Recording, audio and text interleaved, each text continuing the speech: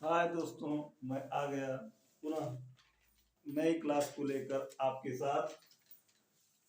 आपकी आज का जो टॉपिक है मेंडल मोनोहाइब्रिड क्रॉस। मेंडल का एक संकर संकट, ये बेहद इंपॉर्टेंट टॉपिक है आपके एग्जाम के पॉइंट ऑफ व्यू से। तो मैं आपको एक दो लाइन के माध्यम से मंजिल उन्हीं को मिलती है मंजिल उन्हीं को मिलती है जिनके सपनों में जान होती है। पंख से कुछ नहीं होता मेरे दोस्त, हौसलों से उड़ान होती है, हौसलों से उड़ान होती है। तो इन लाइन के माध्यम से हम आपको क्लास स्टार्ट करते हैं। और ये टॉपिक को हौसले से पढ़िएगा, हौसला बनाए रखिएगा ताकि आपकी उड़ान काफी ऊंचाई तक हो। तो ये आपका क्या है, मेंडल का एक संकर संकरण, मेंडल मोनोहाइब्रिड क्रॉस। क्योंकि मैं यूपी एंड सीबीएसई बोर्ड को दोनों स्टूडेंटों को या इंग्लिश और हिंदी दोनों माध्यम के विद्यार्थियों को पढ़ाने के लिए उद्देश्य से मैं ये क्लास बना रहा हूँ। तो लाइट ऑन करिए, बना रहा हूँ, लाइट ऑन करिए, प्रकाश नहीं जा रहा होगा ताकि आपको आसानी से बन जाए। ये देखिए लिखा प्योर टेल और प्योर जो है डॉर्फ। प्योर टेल, टेल का मतलब शुद्ध लंबा, हिंदी में क्या हो जाएगा, शुद्ध लंबा। और ये क्या हो जाएगा, शुद्ध बौना। शुद्ध लंबा और शुद्ध बौना। तो कहने का मतलब क्या हुआ कि मेंडल ने जो प्रयोग किया, उन्होंने क्या किया, शुद्ध लंबा पौधा लिया। किसका, मटर का लिया था, आपको पता ही है। मटर के पौधे पर ही प्रयोग क्यों किया, क्योंकि मटर का जो पौधा होता है वो कम समय लेता है, कम समय में उसकी फसल तैयार हो जाती है, लगभग 3 महीने में, मैक्सिमम 2.5 महीने में हो जाता है। जिसकी वजह से इनकी कई पीढ़ियों का अध्ययन कर सके। किसी भी प्रयोग में आप किसी भी चीज की कई पीढ़ियों का अध्ययन कर पाएंगे तो उससे आपकी उसके बारे में अच्छे से आप लिख सकते हैं।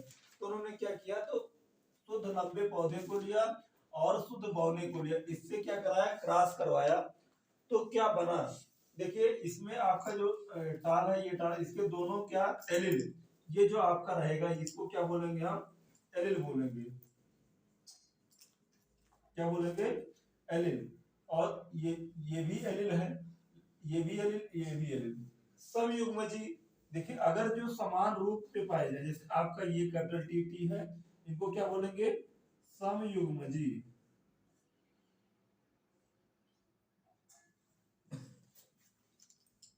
और जो असमान होंगे उनको भी सब, तो आगे आगे बताएंगे वो, अभी आने तो दीजिए। ये एलिल है, इतना जानिए आप, ये क्या आपका एलिल है। अब जब एक जीन इसका और एक इसका मिलेगा तो क्या बन जाएगा, कैपिटल टी और क्या बन जाएगा, स्मॉल टी। इसके अलावा इसमें आपका क्या आएगा,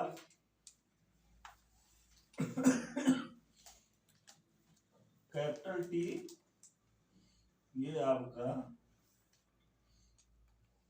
ऐसे कुछ बना दे, आपके लिए आसान हो जाएगा। क्योंकि आप इसमें आपको दिक्कत हो रही होगी खाने में, जैसे खाने का मतलब कि खाना नहीं, ऐसे अगर करा दे तो आपको और आसान हो जाएगा।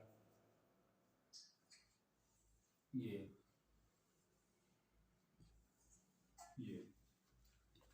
जैसे कहने का मतलब कि ये आपका दोनों से जुड़ेगा। देखिए ये कैपिटल टी स्मॉल, इस साइड से लंबा वाला बौने से, लंबा वाला बौने से, तो ये देखिए ये लंबा, ये बौना, कैपिटल टी स्मॉल टी।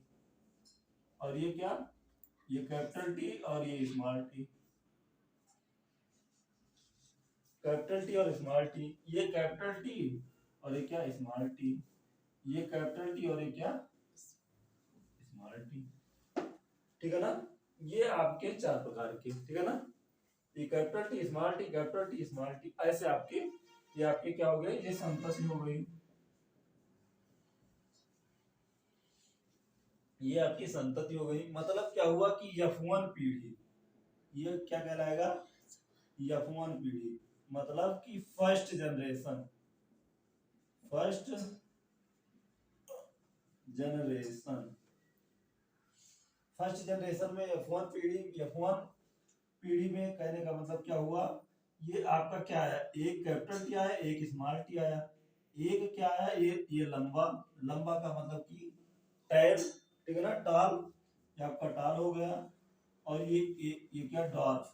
दोनों गुण उसमें आए कि नहीं आए, दोनों गुण आए, मतलब क्या हो गया कि ये प्योर था और ये क्या हो गया, इम्प्योर हो गया, ठीक है ना। ये प्योर था, ये क्या हो गया, इम्प्योर हो गया, ठीक है ना। आपका ये क्या कहलाएगा, इम्प्योर, इम्प्योर टाल होगा। क्यों, इसका क्या रीजन, टाल होने क्या रीजन है। दरअसल क्या होता है कि जो आप ऐसे मान लीजिए, अभी आपको समझा देते हैं, इसका ये स्मॉल टी है तो इसका गुण क्यों नहीं लिखा जाता है, ये आपके मन में एक क्वेश्चन बनता है। दरअसल क्या हुआ, मान लीजिए आप हैं और आपके मित्र हैं, या मान लीजिए कि 4-5 लोग ऐसे हैं, पता चला कि चले गए मेला करने। एक छोटी सी बात आपको बताएंगे, इसमें आपको समझ में आ जाएगा, इस कहानी के माध्यम से आप समझ जाएंगे। कभी आप गए भी होंगे मेला करने, तो जब मेला करने गए तो आप लोगों का इकट्ठे, कई लोग, किसी का कुछ और मन है खाने, किसी का पकौड़ी खाने का मन है, किसी को जलेबी बन रही है बढ़िया बने उसको खाने का मन है, किसी को कचौड़ी, कुछ भी खाने का मन है। तो उसमें पता चला कि एक कोई बड़े हैं, भैया करके हैं, या कोई घर का कोई है, कोई बड़ा है, तो वो क्या कहेगा, नहीं सबको जो है, सबको जलेबी खाना है, जलेबी।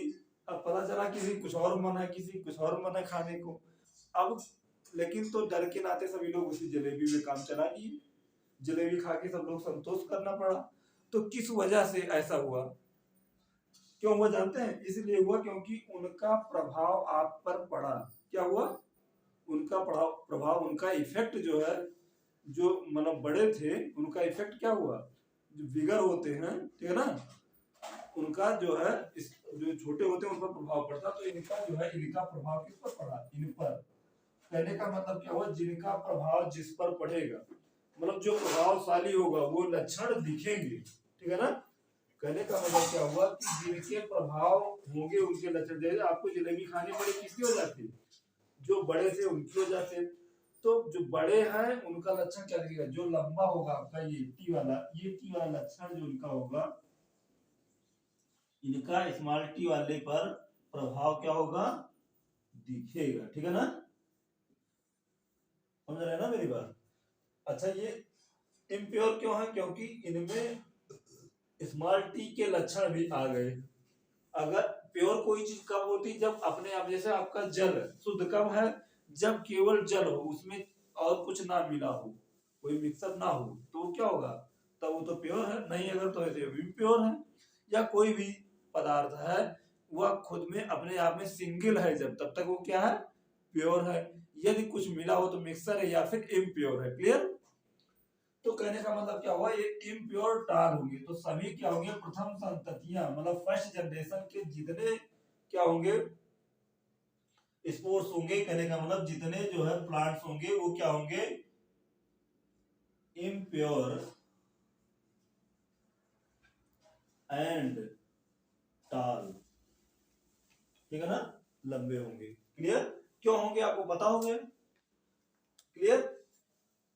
तो ये आपका मतलब मेंडल का फर्स्ट प्रयोग था, मतलब फर्स्ट जो है जनरेशन का Mendel monohybrid cross. Monohybrid cross का मतलब कि ये मोनो का मतलब क्या होता है, पहली बात ये मैंने आपको बताया, लेकिन फिर भी जाने, मोनो का मतलब क्या होता है, एक, ठीक है ना, और ये भी एक ए है, इसलिए क्या कहा गया, ये मोनो।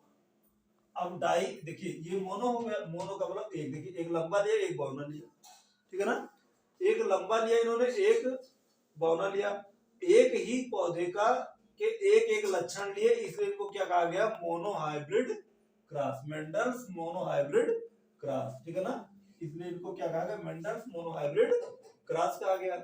यही अगर इनके ये टाल है, लंबे हैं, ये बौना है, अब इनके दो लक्षण ले लीजिए, टाल ले लिया जाए, जैसे क्योंकि मेंडल ने 7 लक्षणों पर प्रयोग किया था, कुल मिलाकर 7, ठीक है ना, कलर पे किया था और सारी चीजों पर। इनके दो लक्षण, लंबा है, लंबे के साथ साथ इनके रंग को ले लिया जाए, ठीक है ना। जैसे मान लीजिए पता चला मटर पर लिया था, मटर को ले लिया जाए, उसके उसके गोल मतलब आकार को ले लिया जाए, और क्या ले लिया जाए, रंग को ले लिया जाए, मतलब रंग मतलब कलर ले लिया जाए, ठीक है ना, कलर ले लिया जाए, तो 2 लक्षण हो गए। 3 ले लिया जाए तो 3 हो गए, ठीक है ना। अगर तो इसके बाद सेकंड जो टॉपिक आपका नेक्स्ट टॉपिक आएगा, तो डाई हाइब्रिड क्रॉस, ठीक है ना। तो डाई हाइब्रिड क्रॉस को आपको डाई हाइब्रिड क्रॉस बता देते हैं। उसके अलावा अगर मान लीजिए सेल्फ क्रॉस होता क्या होगा, ये आपका जैसे मान लीजिए ये आपका क्या आया, ये इम्प्योर टाल आए मतलब फर्स्ट जनरेशन में। अब अगर इनका खुद से खुद में क्रॉस करा दिया जाए, जो संततियां उत्पन्न हुई हैं बनी हैं, इसको नोट डाउन करेंगे, इसको नोट डाउन कर लीजिए। उसके बाद हम आपको आगे वाला भी बता देते हैं।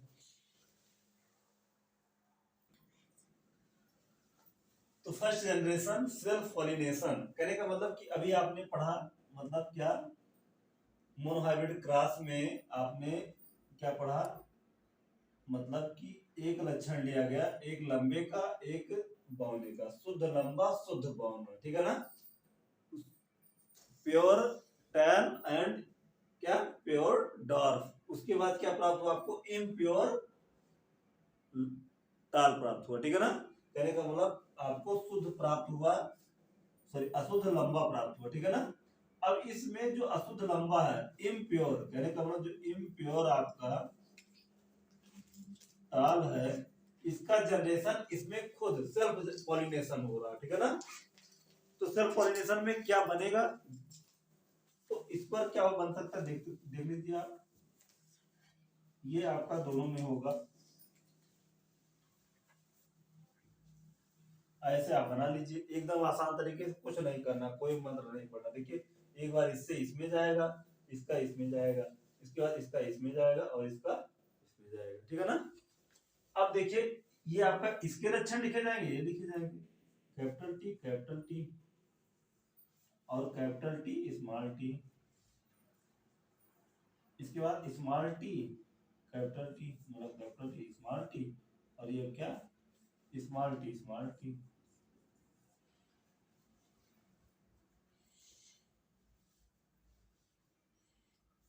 अब ये F1 से जो पुनः जो है सेल्फ पॉलिनेशन हुआ तो क्या क्या आया, ये आपका क्या कहलाएगा, प्योर टाल होगा ये, ठीक है ना। ये आपका क्या होगा, इम्प्योर। इसके अलावा ये क्या होगा, ये भी इम्प्योर होगा। ये आपका क्या होगा, प्योर।